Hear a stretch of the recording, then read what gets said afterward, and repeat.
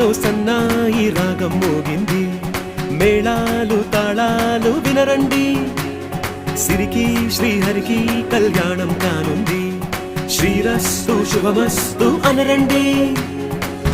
అచ్చు తెలుగింటో పెళ్లికి అర్థం చెప్పారంటూ, మెచ్చదగు ముచ్చట ఇది అని సాక్ష్యం చెబుతామంటూ, జనులంతా జై కొట్టేలా జరిపిస్తామండి.